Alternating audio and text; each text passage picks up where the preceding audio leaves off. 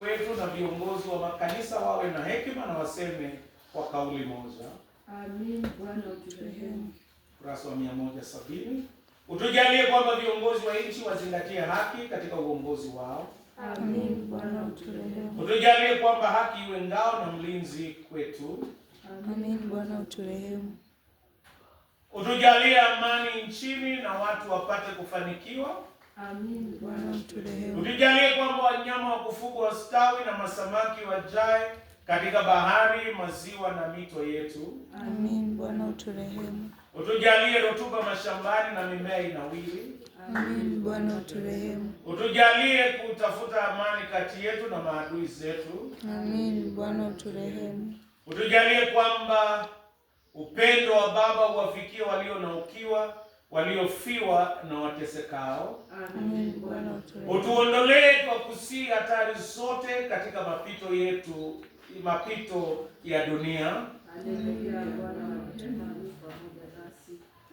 Sikilizeni maneno ya kutia moyo na changamoto yaliyosemwa na Mwokozi wetu Yesu Kristo kwa wote wanaomtii kwa kweli.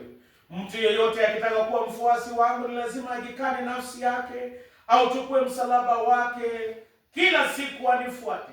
Maana mtu anayetaka kuyaokoa maisha yake mwenyewe atayapoteza, lakini anayetaka kuyapoteza maisha yake kwa ajili yangu atayaokoa.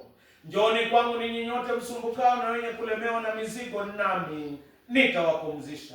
Basi ninyi nyote mlio na toba la kweli na la moyo, mlio na upendano na majirani zenu, mnaokusudia kuishi maisha mapya na kuzifuata njia za Kristo, karibuni kwa imani mkapokea sakramenti hii takatifu kwa faraja yenu.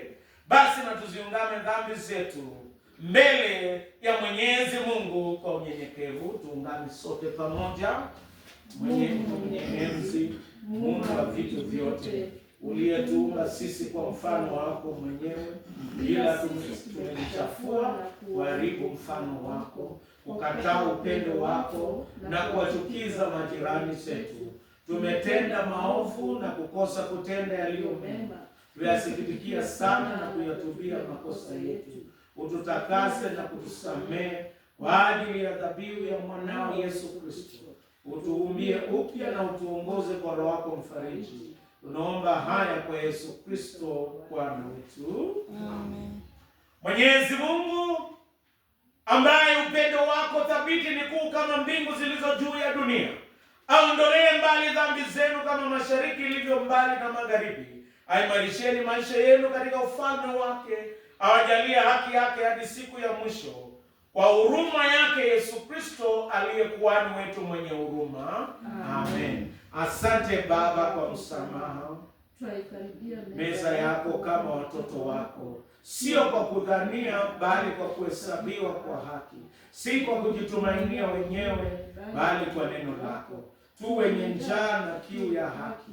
Tuomba kwamba mioyo yetu isidishwe na mwili na damu ya mwanao Yesu Kristo mwenye haki. Amen. Usimame sote. Amani ya Bwana iwe nanyi daima. Tupeane ishara ya amani tukiimba ni amani katika Yesu Bwana. Ni amani katika Yesu Bwana. Ni amani.